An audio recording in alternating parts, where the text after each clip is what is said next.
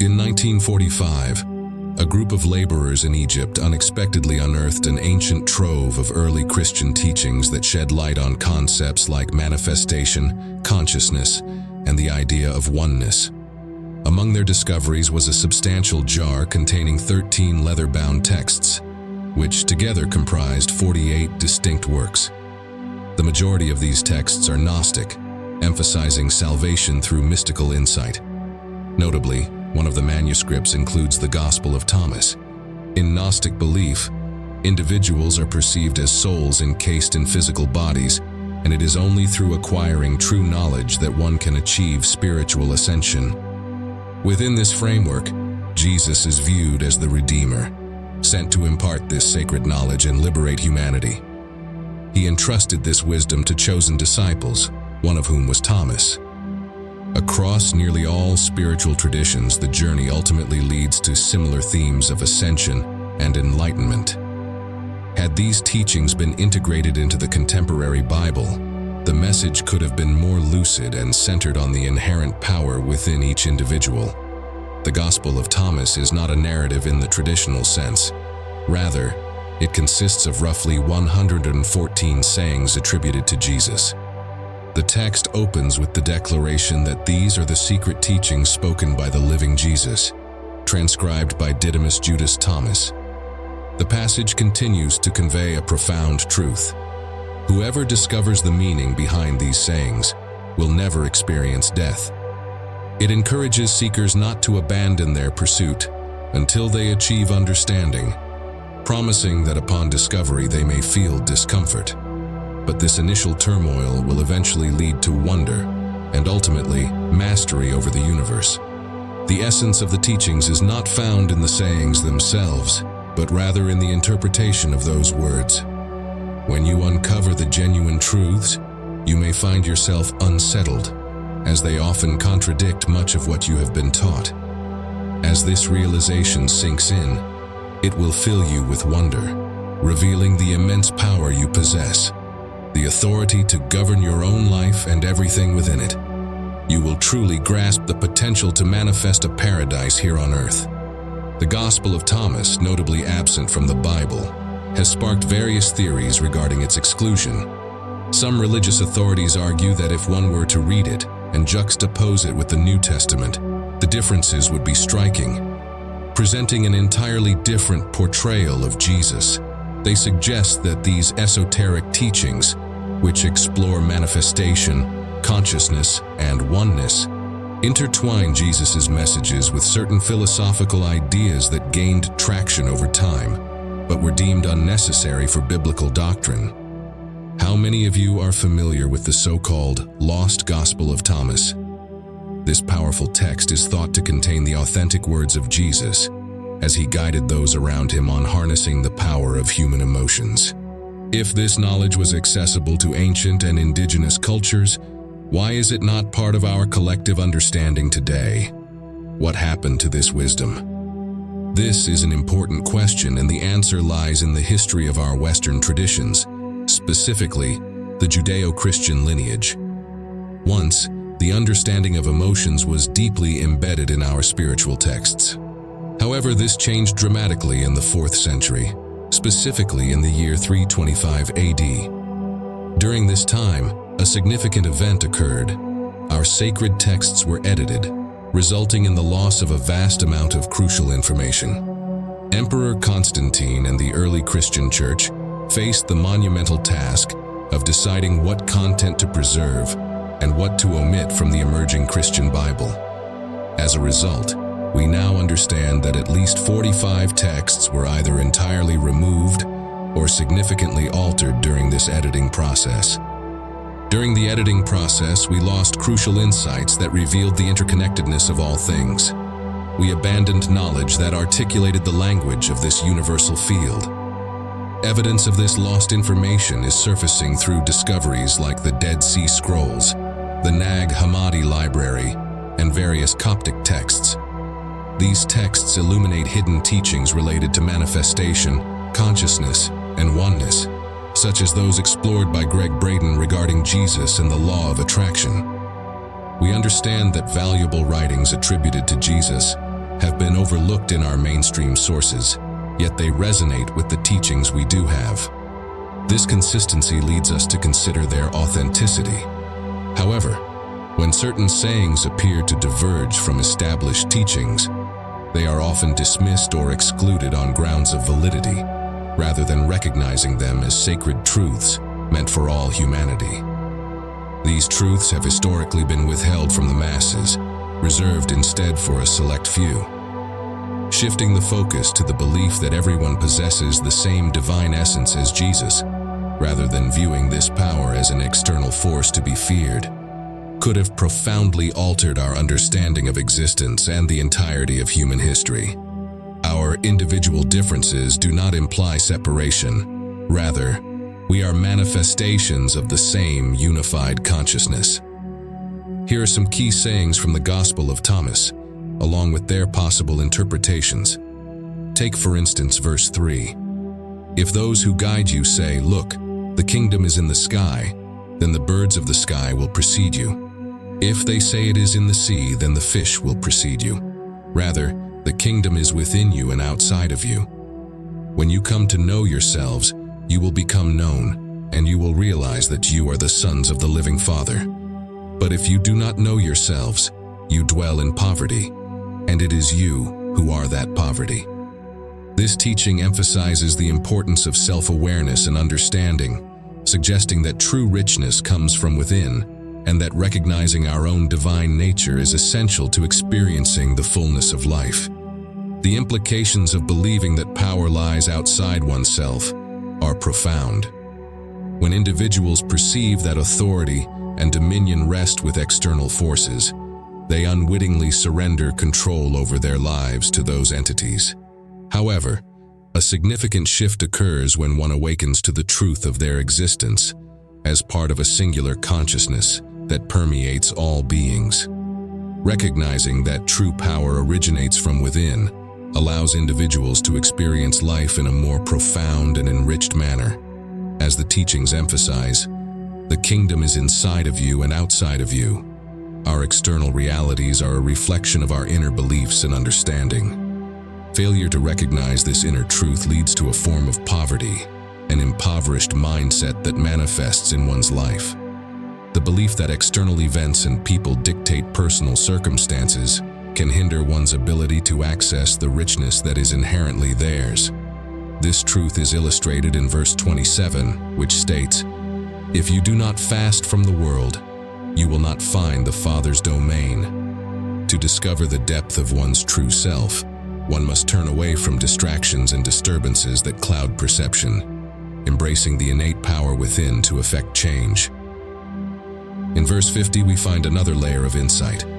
When questioned about their origins, the response should reflect an understanding of one's connection to the hidden teachings that reveal the essence of manifestation, consciousness, and unity. It states, "We came from the light, the place where the light came into being on its own accord." This light symbolizes the consciousness inherent in all individuals, manifesting physically while embodying the totality of existence. Moreover, verse 77 highlights the idea of light as the source of all creation. "It is I who am the light above them all. From me they all came forth, and unto me they all extend." This teaching reinforces that the singular consciousness resides within everything. What animates one being also exists within every other form. Each individual consciousness reflects this divine essence, affirming that the same light and awareness flow through all of existence. The disciples asked Jesus when the kingdom would arrive, to which he replied that it won't come from mere anticipation or by pointing out its location. Instead, he emphasized that the kingdom of the Father is already present in the world, though many fail to recognize it. This suggests that the power to access this kingdom has always resided within us, yet we have become disconnected from it. There's no need to wait for an external event. This consciousness is inherent in all beings, including each one of us. To activate the potential of the divine matrix in our lives, we must first grasp its underlying principles, which science can illuminate. However, Science alone cannot provide the complete understanding necessary to engage with this matrix. That knowledge is derived from our heritage and the teachings of those who have practiced this wisdom across generations. This journey involves exploring what Jesus and other spiritual masters have conveyed about this universal language. Regardless of whether the tradition is Buddhist, Hindu, or Christian, or even those that predate Christianity, they all point to a common truth. There exists an energy field that we can interact with, and we possess the means to communicate within that field. An intriguing aspect of this discussion is the historical context of the Gospel of Thomas. Written approximately 3 centuries after Jesus' lifetime, this ancient text serves as evidence of these teachings. The letters within the manuscript bear Greek inscriptions, revealing its authenticity and connection to early Christian thought. As we delve into the wisdom shared in Buddhist monasteries in Tibet, we are uncovering the rich tapestry of spiritual knowledge that resonates with these ancient texts. The teachings of these traditions guide us toward understanding our relationship with the divine matrix and how to effectively harness its power in our lives. The essence of true prayer lies in the feeling of having our desires already fulfilled. We must cultivate the mindset that our prayers are not just requests, but are already answered. Picture this. We are now in an ancient Egyptian monastery surrounded by texts that hold the hidden teachings of the Bible, which elucidate concepts like manifestation, consciousness, and oneness. These teachings, deeply connected to the law of attraction, as shared by figures like Greg Braden, represent the wisdom that once formed the foundation of our spiritual tradition before it was modified and edited throughout history. As we explore these texts, let's focus on the specific instructions they provide on how to harness this power effectively. One significant source is the Gospel of Thomas. If you have access to this text, specifically verse 106 from the Nag Hammadi Library, you'll find profound insights on the interplay between thought and emotion. If you don't have a copy at hand, it's readily available in various books and libraries. In verse 106, the Gospel of Thomas states that when your thoughts and emotions are unified, you gain incredible power. It expresses this concept by saying that if you command a mountain to move, it will respond to your call. This illustrates that when you can synchronize your thoughts and emotions into a singular potent force, you can effectively communicate with the world around you. So, what are these two forces that need to be unified? They are quite simply your thoughts and your emotions. When these two elements are aligned, the potential to manifest your intentions becomes significantly amplified. This teaching encourages us to understand that true power lies not just in our thoughts, but in the emotional energy that accompanies them. When thought and emotion unite within our hearts, we begin to cultivate genuine feelings in our bodies. This profound connection is essential for manifestation. To illustrate this further, let's refer back to the Gospel of Thomas, specifically verse 48. This verse emphasizes the importance of this union, appearing multiple times within the same text, underscoring its significance. In this verse, Jesus notes that if these two forces find harmony within a single space, he metaphorically refers to this space as a house. This house represents you, your very being. When thought and emotion come together peacefully in this inner sanctuary, the outcome is powerful. You will command a mountain to move, and it will obey. This repetition emphasizes the incredible potency of aligning thought and emotion. However, the crucial question remains: how do we achieve this alignment? The traditional Christian text offers us a familiar phrase: "Ask, and ye shall receive." Many people have recited this but found themselves disappointed when their requests seem unanswered. This disappointment arises because the act of asking often lacks true resonance. It's not merely about vocalizing a desire or pleading for something to manifest. Instead, to effectively communicate with the divine matrix, we must express our desires in a language the universe recognizes. one that transcends mere words. This language stems from the heart, which generates both electrical and magnetic waves. The universe responds not to our spoken requests, but to the authentic feelings we cultivate. When we embody the feeling that our prayers have already been answered, we emit the right frequencies to attract those very answers into our lives. In the King James Version of the Bible found in John 16:23-24, we encounter a condensed and edited interpretation of this principle. The text states, "Whatsoever ye shall ask the Father in my name, he will give it to you." However, this is a simplified version of a much deeper teaching, one that emphasizes the need to connect with our feelings and the energy of our heart in order to truly manifest our desires. The phrase, "Ask and ye shall receive," often frustrates those who feel their requests go unanswered. This edited version omits critical guidance on how to truly ask. Historical edits in the 4th century removed key sentences that shed light on this process. The original Aramaic emphasizes that all things asked in my name will be given, yet it also instructs us to ask without hidden motive and be surrounded by your answer. This teaches us to feel enveloped by our desires, as if they are already realized. When we genuinely desire healing or relationships, we must immerse ourselves in the feeling of having them. This alignment of thought and emotion forms a potent force that the universe recognizes. Asking without judgment is echoed in various spiritual traditions, encouraging us to approach our desires with an open heart, free of ego. Consider the teachings of Neville Goddard, who stated that we should make our future dreams a present reality by embodying the feeling of their fulfillment. This principle was vividly illustrated by practitioners who healed a woman with a tumor. They did not judge the cancer as bad. Instead, they accepted its presence as a possibility and chose to create a new reality by feeling as if the woman was already healed. Their chant, "Wasa Wasa," translates to "already done," affirming their belief in the immediate manifestation of healing.